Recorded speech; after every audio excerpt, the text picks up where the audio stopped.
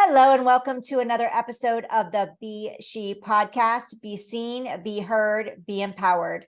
And I have an incredible mom with me today, and I'm really excited to bring her to you because I'm a single mom and I started my business as a single mom, navigating all the things of how am I going to create a life and pay the bills and take care of me and my children. And I met this incredible woman, and she's doing an event, which is how I got to meet her. We're going to talk about that as we move forward. But I'm really excited to talk to her today because she is really handling it all. She is, and I'm single, so it's me and my kids. She's married. She has a husband. She has a partner. So she's juggling even more of the things as she's also building and scaling her business. So I want to introduce you to Antoinette Coffey. Hi, Antoinette. Thank you so much for taking your time with me today. Hi there, Heidi. Thank you so much for having me on. I'm really, really delighted to be here.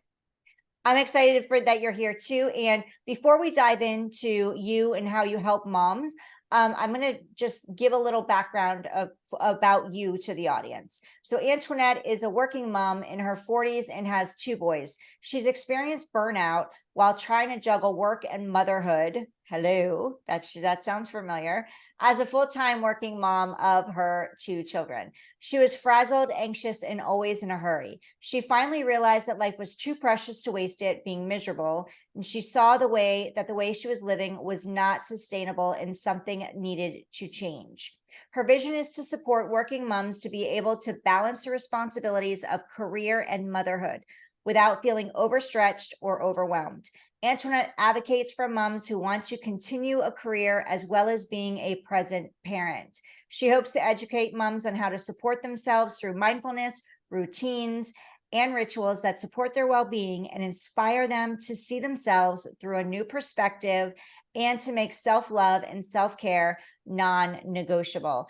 I love how you say, Antoinette, non-negotiable, because as women, as moms, especially, we can fall into that trap. And I know it because I've done it and I still continue. It's always it's an ongoing challenge for me, being an entrepreneur and juggling motherhood. And you're juggling more than that. You're juggling a partner as well, that, trying to hold everything together and be going through the burnout. Like there's certain things that just aren't sustainable. And one, I want to acknowledge you for realizing that sooner than later, right? Because many women don't realize that until it's so far down that path. And that you mentioned the word non-negotiable, because I think many of us, we put ourselves on the back burner as moms, and everybody else is a priority because we're nurturers. That's how women are. They're nurturers by nature. So I like that you use that word non-negotiable, like it's a priority. You prioritize that. So all the entrepreneurs I talk to, either they have a journey, and one is either they have a passion to help, they've helped people in the past with what they do, and that was their passion and their calling. And others, they were going through this journey themselves. They found their way of navigating through it and moving through the other side of it. And from what I just shared about you, that's your path. So can you share your story with us? Yes, absolutely. So I am, as you said, I'm in my 40s. And I think I changed my life. I really made a decision when I turned 40 that things were going to be different. And I just wasn't going to accept a life that wasn't fulfilling, and I wasn't going to accept being miserable anymore. So I started my career in early years. So I have been working with children, and I've wanted to do that since as long as I can remember. I've always been drawn to children. I just love their energy, and it's what I was drawn to do. I did that for a long, long time. I trained, and then I worked with underprivileged children in an inner city creche. And I love that work. It's what I was, I suppose it's just that care in nature in me. I'm very empathic. I love to help people. And then, as you're in a career, you go up the ladder, and a manager's job came upon me. And I kind of said, you know what, this is my time to kind of, I suppose, make some money and earn, because early years is particularly a well-paid job. And I felt like, look, this is my opportunity to kind of further myself and better my career and move up the ladder. And you kind of feel that that's what you should do. And you're kind of like, I should really move up, and I should really not stay kind of comfortable and in my zone. So I took this manager's job, and my boys were really small. S.H.E was only 1, Charlie was 4, and I was 35. And I said to my husband, I'm going to give it 5 years, because I had worked in the same service and it was quite challenging. The people I worked with were quite challenging. The clients were quite challenging. So I knew it was a lot emotionally for me to take on. So I took on this manager's job, and I told my husband I would give it 5 years. And that 5 years was it broke me. It really, really did. It broke me. I was always busy. I was always on the go. I was always running around. I was just like, I look back at myself now and I go like, how I used to have my lunch driving in the car. I'd be answering emails as I'm on my way into work.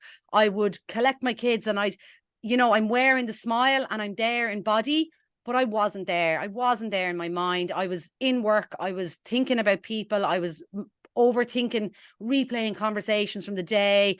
I was just this ball of stress, and I would just live, and it was Monday to Friday, 9 to 5. And then I'm trying to do the mammy things, and I'm trying to bring my kids to activities, and I'm trying to do collections and drop off, and try and get a day where I dropped them to school. And it was just this manic 5 years of just going. And people used to say to me, oh, you're always busy. And I'd be like, yeah. And I thought that was what you needed to do. I thought, well, that's what professional working moms are. It's busy. Life is hard. This is what you have to do to be a successful working mom. And within that time, my dad passed away, and my mom had passed away previous to that. So a bit before the career thing, both my parents had cancer from when I was 17. So I lived my whole adult life living from scan to scan, if that makes sense. And kind of like, they were actually going for chemotherapy together. And so my years from when I was 17, I always lived on edge. Now, this is looking back, by the way. At that time, I did not realize it was normal life. That was just how my life was. I never realized that I was always on edge. So it was like this full-time job, and the stress of it just brought all of this to the surface. So my dad passed away, and obviously, like, that's just, both my parents are passed away, and it was a horrific time. But you get back into it, and I got stuck back into work, and I got back onto the hamster wheel, and it was just busy, always on the go. And I suppose looking back now, it was probably a touch of avoidance, and I didn't really want to have to sit with those uncomfortable emotions of grief and loss. And I threw myself into work, and I told myself, this is what you have to do. And I used to sit on the couch, and I used to be like, oh God, I feel miserable. And then I'd feel guilty for feeling miserable, because I'd be saying, look, I have 2 healthy boys, a husband, a home, friends, I've everything. And I felt shame or guilty for saying, I'm unhappy. This life is not what I wanted it to be. So COVID hit, and everybody's sitting at home, and suddenly we stopped. And there was a pause, and it was a needed pause for the world. I think everybody needed, in a very weird way, COVID forced us all to pause. So I paused, and I kind of said to my husband, I'm not going back to the way we were. I can't actually physically keep doing this. But of course I did. And I got back on it, and it was the same chain of events. And then I had a really difficult meeting with a manager in my job, and I had a panic attack for the first time. And it was a manifestation of 5 years of just chronic stress. And then this really difficult conversation, which brought up all my insecurities and my fears and of validation and not being liked and all that. And I had my first panic attack, and I ended up taking 8 weeks off work with burnout. And it was bad, it was bad. And I had this fear, like, am I ever going to be the same again? Am I broken forever? Will my boys ever know the old version of me? Who am I anyway? What do I believe? I questioned everything within my life. And 20 years of grief and loss came up to the surface, and I sat with it. And it was the first time that I'd really felt everything.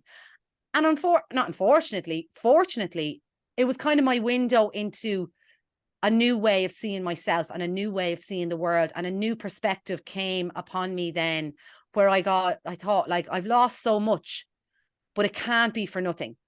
I have to use this grief and loss and the life experience that I've had for something else. There has to be something more. Life can't have just thrown this at me for nothing. There has to be a reason. So I had a bit of a spiritual enlightenment, and I started going for Reiki healing therapy, and I started reading, and I started doing all the things that I hadn't had time to do.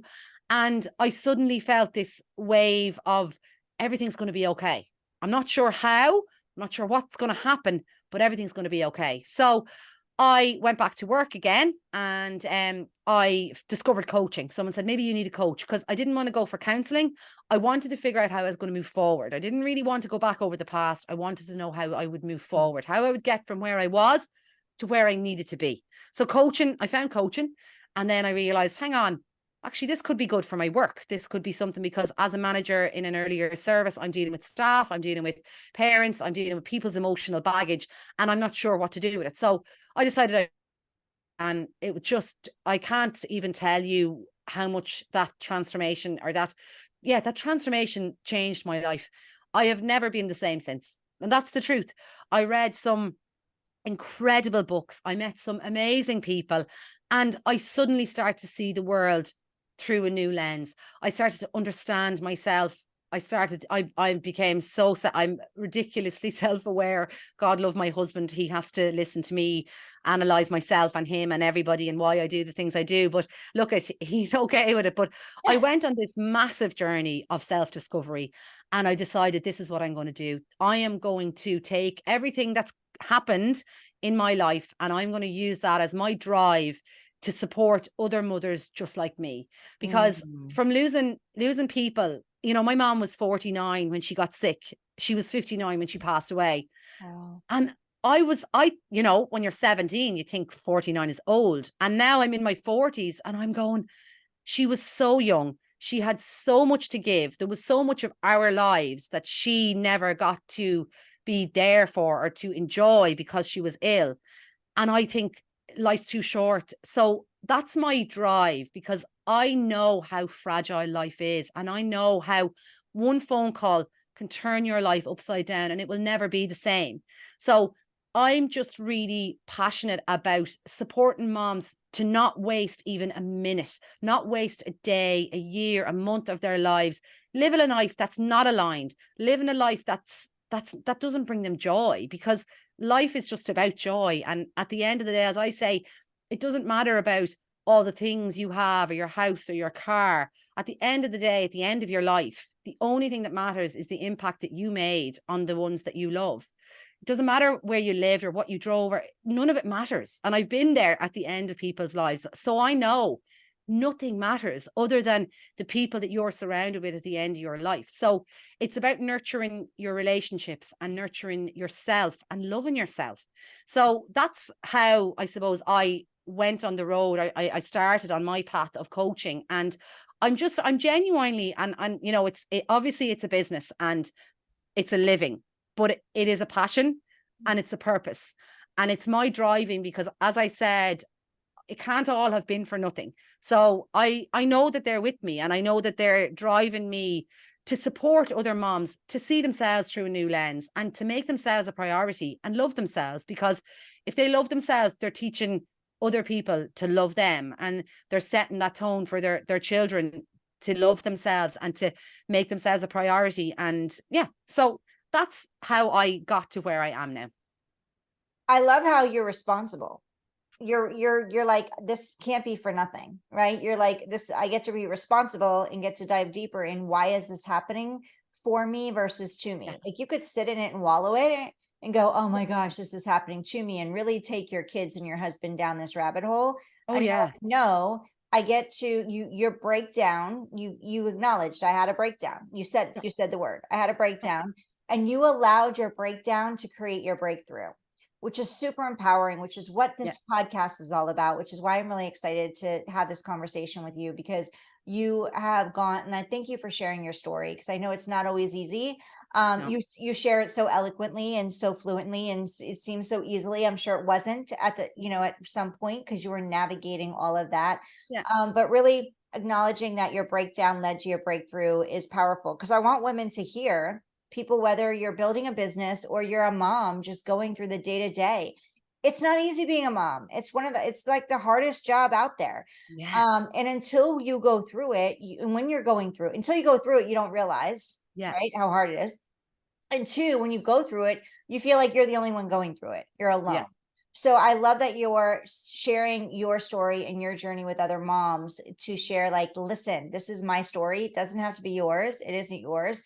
And your story is powerful, and you're not alone. Yeah. Like, we're here, and you have people that can raise you up and support you.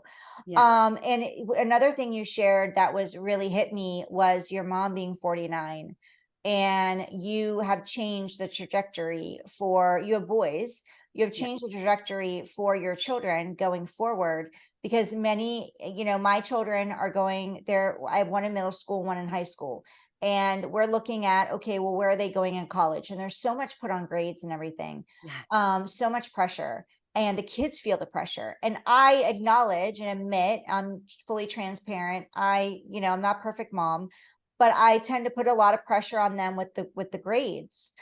Because if I see zeros, that's not okay. Like, if you're Yeah. if you're getting a grade because of a zero, it's not okay.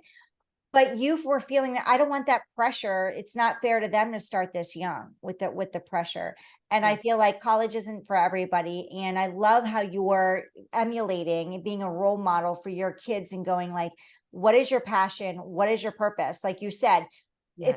yes, you get to make money. It's a business. You get to make money, make a living, hopefully way more than a living. You have a vision Yeah. and a dream for your husband and your family and what you want Yeah. to create for yourselves. And I hope you make millions of dollars. Thank you. Um, and you're also a role model in your children, going, you can tap into your passion and your purpose. You are Yeah. doing what you were doing, I'm sure, because it was creating a nice living for your family where you were comfortable, and you Yeah. were able to afford different things, but it wasn't giving your children all of you. Like, it No. was giving, like, I shared with you, we're going to talk about your summit.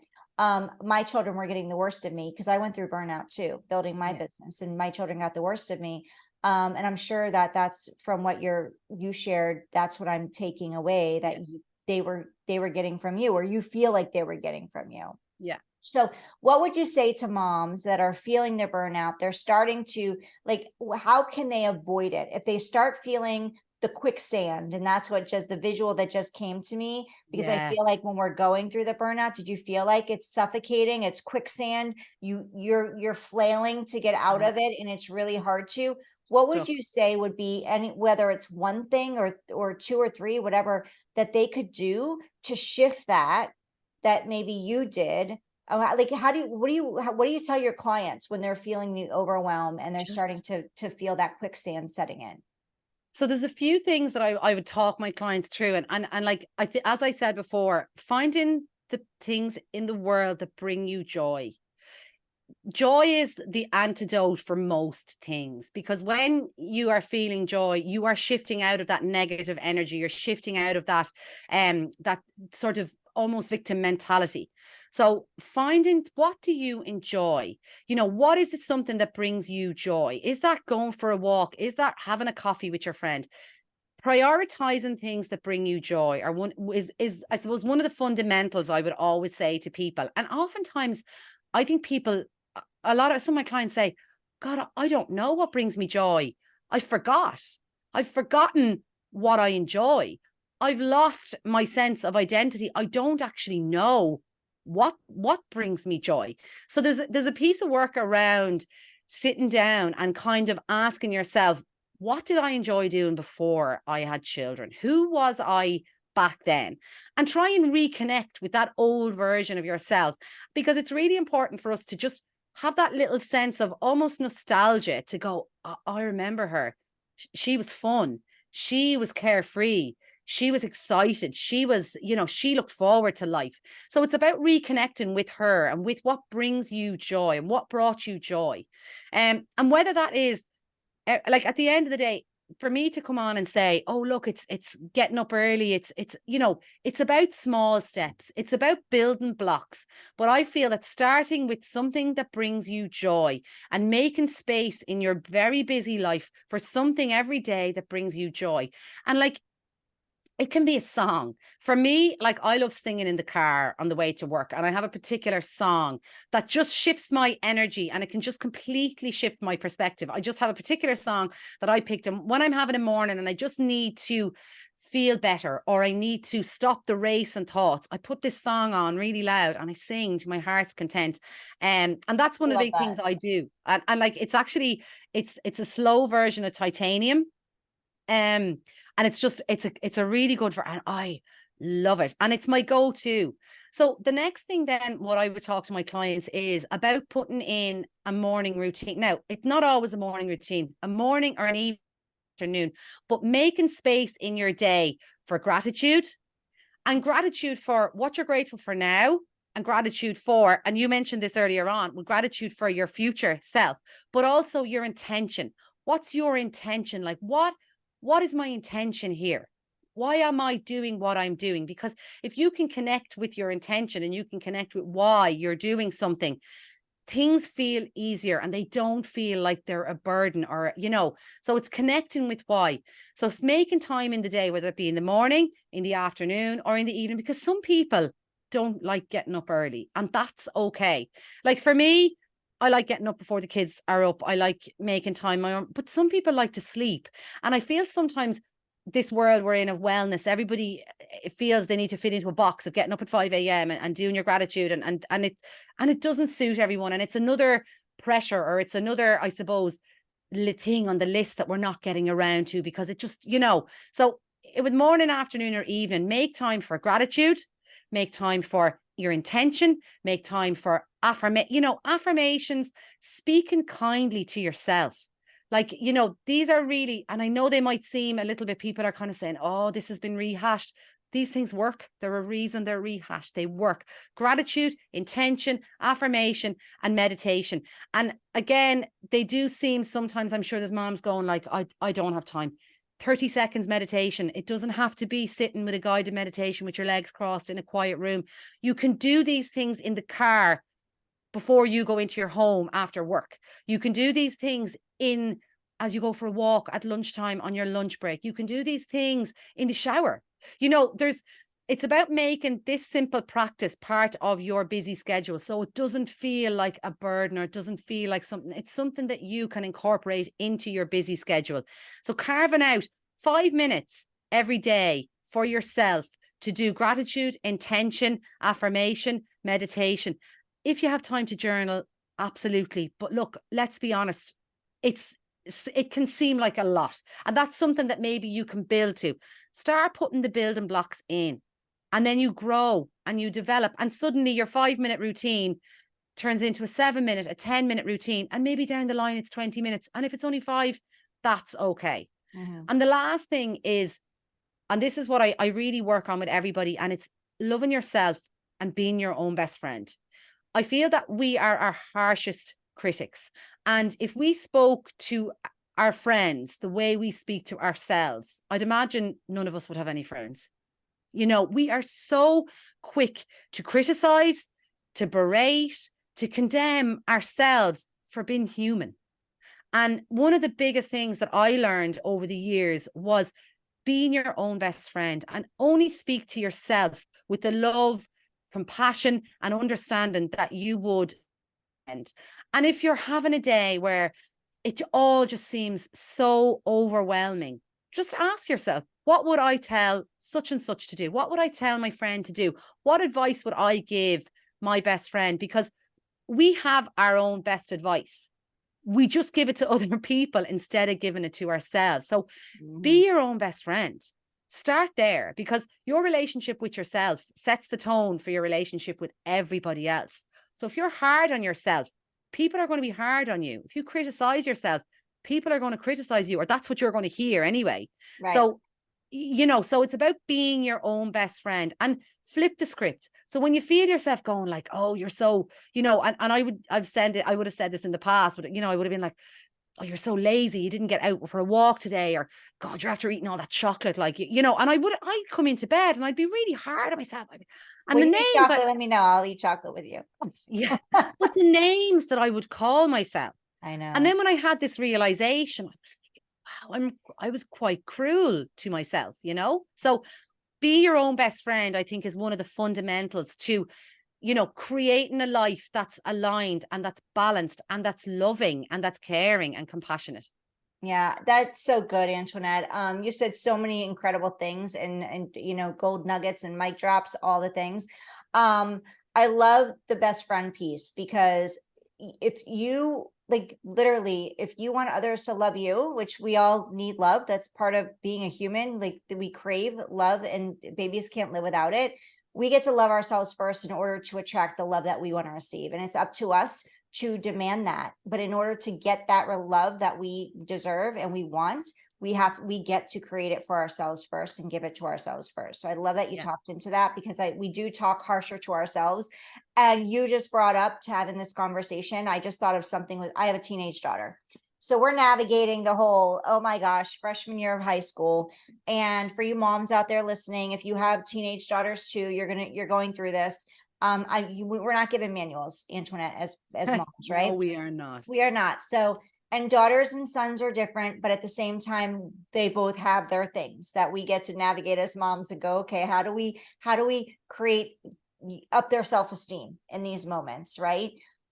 So we had a banquet and we got to go dress shopping, and that's fun. No, no.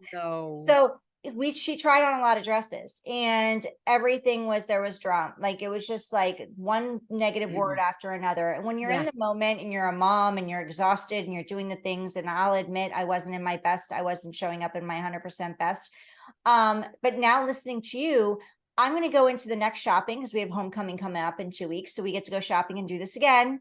Yay. But I'm now going to approach it with a new attitude, where when she tries on a dress, not if, when she doesn't like it or she's negative about it, I'm going to actually have her pause and say, I want to hear something positive from you about the dress or about how you look in it, because we can flip the script. Always. And I love that you shared that, because thank you for giving me a new perspective on moving through this with her, because at the end of the day, as a mom, we have a responsibility to make sure that we're creating positive, high self-esteemed children. Not high, like, we want them to be their best selves, but they learn it from us. So if we can create those tools in them, and like you said, it doesn't take hours a day. As a mom, we don't have that. So I really like that you talked into too the daily routine, but where it fits for you, because as moms, we can get the gurus out there will hear what they do, and it's like a yes, or like, you're doing it wrong if you're not doing it like they do it. And I teach the same way with my coaches that I coach in business, because you're life coaching on business. I do the same thing. I'm like, this is what you get to do for your mindset, and you get to do what works for you. I used to not like waking up at 5:30. I do now, like you. If I don't wake up and do it then, it's not happening. And I know that, because I'm in bed at 9:30 at night, 10 o'clock, my children go to bed, and then I'm in bed so I can get up early. But that wasn't the case when I first started my business. So do what works for you, and understand it might evolve and change. So I'm really happy that you talked into that, because other people are like, oh, you have to have a morning routine. No, you get to do what works for you. Yeah. I think there's enough pressure on us to look a certain way, to act a certain way, to think a certain way. And I feel that sometimes this space can be an extra pressure, and it's compounding that inner, like, oh, you're not good enough. You can't even get up at 5 a.m. How come everybody else who's the most productive, successful people in the world, they're all up at 5 a.m. Clearly you're not good enough. Or, it's reinforcing that self-doubt, and that's then impacting self-esteem. And that's just, it's just reinforcing that pattern. So do what works for you. If you need to do 5 minutes, and the only 5 minutes you get is when you're in the shower and the door is locked, make that your time. Sit in the car when you get home from work. Don't go in, do it there. Make it work for you. and take that pressure and that expectation off, because at the end of the day, there's so much comparison. And I think as moms, we look at other moms and we think like, oh, she's got it sorted. She's got everything sewn up. She looks amazing. She's going to the gym. She's at the school. She's baking cupcakes. She's amazing. And We don't. meanwhile, we have flour on our face, right? We Flour are on our face. don't Our hair is up, tank top on. odd socks. We're lucky if we have matching socks on, right? Yeah. And that's what I'm looking at everybody else, and we're thinking, oh, well, like, obviously I'm not good enough. And the funny thing is, that perfectly put together lady is probably looking at you going, oh, look at her. She doesn't care. I'd love to be like that. We're all looking at each other, wanting to be that version that we see. And a lot of it, it's bull. Like, it's, you are seeing the version somebody may want you to see, but we don't know what goes on behind closed doors. And we don't know what insecurities people are carrying around. So we're so quick to look and go like, oh God, I'm not doing it right. I'm not good enough. I'm not skinny enough. I'm not clever enough. I'm not successful. I'm not rich enough, whatever it is. And everybody's looking at each other thinking the same thing, because we're all trying to aspire to something. I'm not sure what it is, but we're all trying to aspire, and we compare ourselves.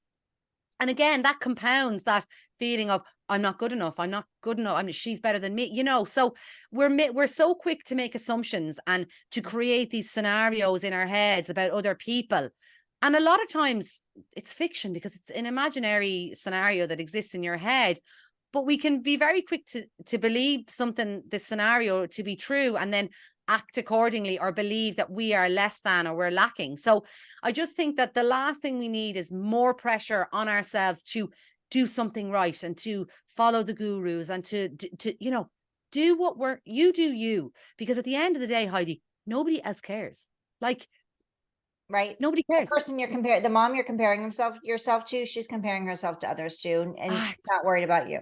97% of the 99% of the time, nobody's thinking about you, and we're all worried about what other people are thinking. Yes. So I want to share your event, because it's amazing, it's incredible, and I'm really excited about it, because I think so many moms need this, and I wish I had this opportunity, especially starting my business as a single mom, and navigating all the things. And I'm going to be watching it. So can you tell us what you have coming up?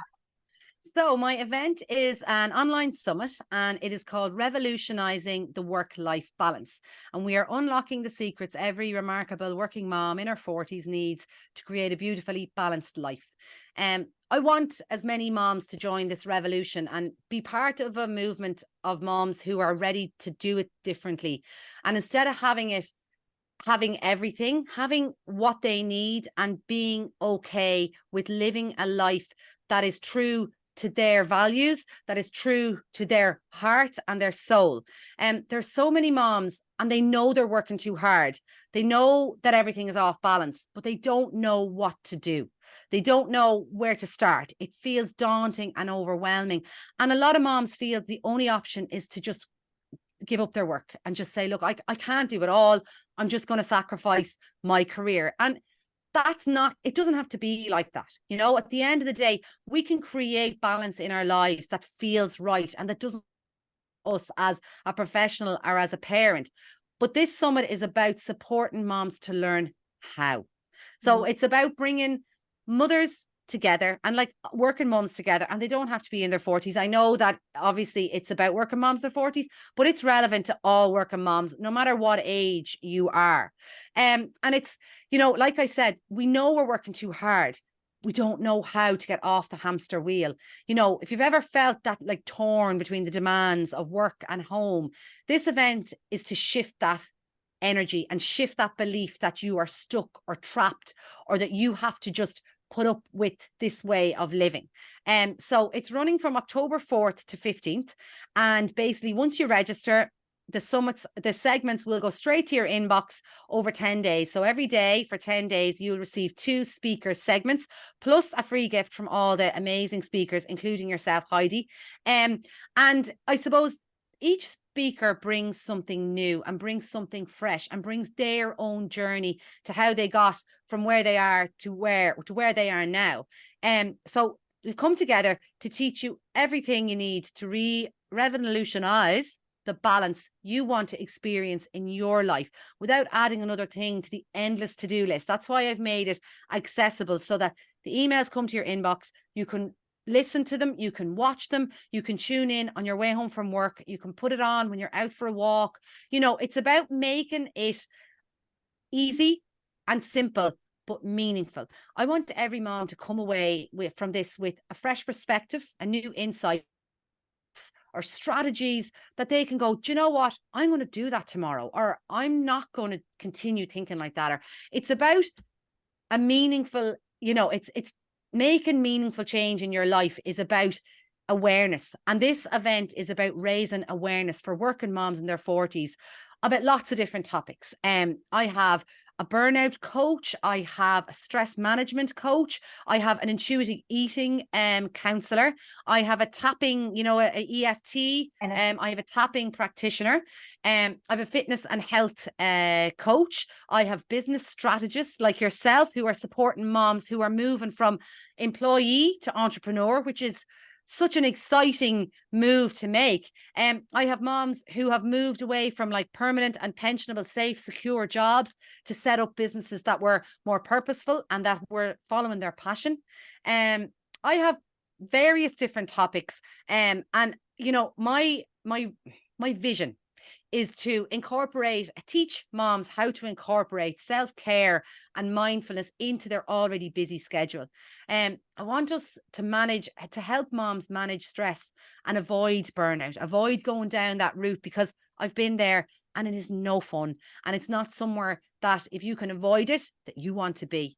I know for me, it led to breakthrough, but that's not necessarily the case for everyone. And in a way, I kind of wish I had that breakthrough without having to go through, you know, nobody needs to be sitting on the bathroom floor crying into their pillow because they just don't know what to do with their lives or even who they are. So the vision again for the summit is to help moms see that the foundations of health and well-being are the core to live in a purposeful and fulfilling life. And I want moms to learn how to create a balance, how to put the steps, the rituals, the routines in place that don't compromise you as a professional, but that put in place the core and the foundations for a healthy, fulfilling life. Because at the end of the day, life is precious. Every day we get to live is a gift. And it's a gift that we have to grab with both hands and live it. So it's about helping moms see themselves as the amazing, incredible powerhouses that they are. And we're role models for our children. So they're watching everything we do. They're watching how we talk to ourselves. They're watching us running around. They're watching us sigh when we go into the kitchen because we just can't deal with any more. They're watching, they're sponges. And we have a responsibility to show them that it's about living a purposeful life and making yourself a priority. And as you said, making self-care non-negotiable. And self-care it's not necessarily getting your nails done and getting a blow dry. Self-care is gratitude. Self-care is making that 5 minutes for yourself in the shower. That's self-care. Self-care is taking the time, whether it be 5 minutes a day, where you make it just about you. Something that brings you joy, or just doing something that's for you. That's self-care. And that should be every day, not once a month, every day. So it's about making self-care accessible. And I want to educate, inspire, and motivate working moms to find a new way and to transform their lives and start living the life that they deserve. So that's it. Wow. So if that wasn't enough, I don't know what else you need to join this summit. It's free to join us. Free. So where can they go, Antoinette, to register? So the registration link is on my Instagram page, which is Antoinette Coffey Coaching. There's also a page on my website, which is www.antoinettecoffeycoaching.com. But probably the best and easiest way for you to access the event is simply go to my Instagram. In my bio, there's a link. Click the link, put in your name, your second name, and your email address, and sit back and wait. And that's really all it is. It's just a matter of sitting back and wait and know that there's so many nuggets of amazing knowledge and strategies and all the things that we need to create a balance, a beautiful balance of work and home. Yes, amazing. And you can also go to the show notes. The link will be inside the show notes here as well to make sure that you register. It's free to register. So if you're a mom, whether you're feeling burnout or not, join the summit, because these are going to give you tips. And if you're feeling stressed, overwhelmed, we don't want you feeling that. No. So this is also an opportunity to join a community of other moms and meet some moms, because we're always better together. That's my mantra. We're better together. And Antoinette is leading this mission, leading this beautiful movement for moms, so that you don't end up going through a breakdown in order to move through your breakthrough. We want breakthroughs before that happens. So Yes, exactly. thank you, Antoinette, for putting this together. And I'm excited to be getting the word out. I'm also honored and privileged to be part of this summit. I am one of the speakers on this summit. So come listen. There's 20 amazing speakers that she's bringing together. So I'm like, I was a heck yes to this. It was a no-brainer for me. And it should be a no-brainer for you to join us. One more question for you, Antoinette, and then I'm going to wrap up. I know we went over a little bit, but this has been such a great conversation. And I want to just really touch on real quick before I ask you this next question, something you said earlier, because I never really realized I do it, but I take my kids to school and they're both different times. So from 6:30 in the morning until 9:30 in the morning, I'm all kids, because I have one going to high school and one going to middle school, and they go to school at different times. Yeah. So I realized when you said that meditation doesn't have to be 20 minutes, I never realized that I actually kind of like, and meditation could just be a pause. It doesn't have to be the whole holding your fingers together, crossing your legs, doing the mantras, right?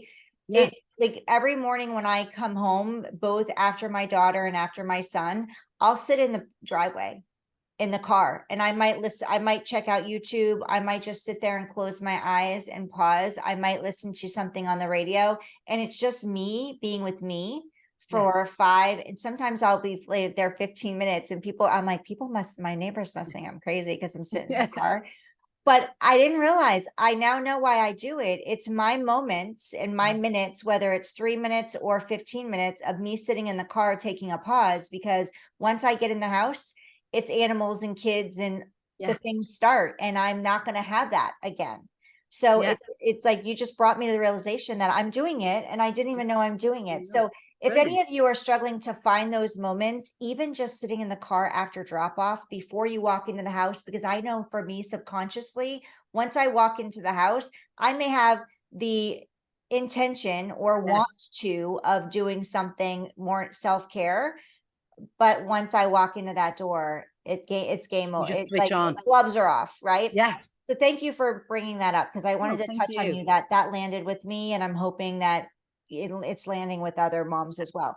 So real quick, to wrap up, we learned all about you and your business and your family life and your story. Do you have any fun facts that you can share with us, so we can get a little a little insight into the Antoinette? Well, it's funny because I was trying to think of like fun facts, and so basically when I was young, I actually am from a farm. So I live in Dublin city at the moment, but I'm actually a farm girl at heart. And my dad was a farmer, a sheep farmer, and I was the resident midwife from probably the time I was 11, maybe, because I had the smallest hand. And I know that might gross some people out. So I cannot count the amount of lambs I have delivered in my life. I spent years and years. I was very, very close to my dad, and I was kind of like that. He didn't have sons. So I was like the son he never had. So I just did anything I could do. So I used to be a sheep farmer, and I used to be the resident sheep midwife. And then I ended up with this massive love for techno music, and I became an absolute, I'm just like, I would give me a rave in a warehouse with absolutely hammering bass music. And that's actually where I met my husband, funnily enough. So good. I met my husband at a rave in a forest when I was 27. So I went from sheep farming to raves in the forest. That's crazy. Literally farmer's daughter. Yes. and birthing baby sheep, birthing Yes. lambs, to going dancing crazy at a rave, Right. meeting the love of your life. That's incredible. Thank I you for know. sharing. So you see, we got to get some. I always love this question because it's like you hear looking at you, I would have never like telling you. And where do you live now? I live in Dublin. Dublin, right? She lives Yeah. in, well, that's what I thought, but you said you lived So, in, I didn't get it, like, and I'm like, I know she lives in Dublin. yeah. So if any of you were ever in the Dublin area, definitely Oh, reach yeah. out. Look me up. I told you when we were doing the summit interview behind the scenes that Dublin, Ireland is is my number one next to place that I want to visit. It's number one on my bucket list for travel. So Oh, I'm yeah. definitely looking you up when I get there. Absolutely. I'll You're give you the more than heads up so welcome. we can plan it. So I'm excited about that. So Amazing. thank you so much, Antoinette, for joining me today. This has been an incredible conversation, very enlightening for me, and I know for other moms as well. So reach out to Antoinette if you're feeling overwhelmed, if you're feeling like you're on a hamster wheel, if you're feeling like you've lost passion, because that's an important thing too. You mentioned, Antoinette, like people come to you, they're like, I don't even know what joy is. I don't even know what lights me up anymore. Yeah. That when you said that, that scared me. And Yeah. that made me very sad because Yeah. everyone should have something that lights them up and gets them inspired. And if you feel like that light has gone out or is starting to dim, reach out to Antoinette. Don't let it burn out. She can help you no matter what, but at the same time, we want to get it before we don't want it to disappear. So thank you, Antoinette, so much for your expertise, for your light, and for all the light that you're shining in the world, especially for moms. And thank you for all the baby sheep that you've delivered. That's incredible. Thank you. Thank you so much for having me on. It's been really, really, I've loved it. It's been amazing. Thank you so, so much. It's been super fun. Thank you for your time. Thank Thank you. you for listening today to the S.H.E podcast. Thank you for being here with Antoinette and I. Go be seen, be heard, and empowered. We'll see you on the next episode of the S.H.E podcast.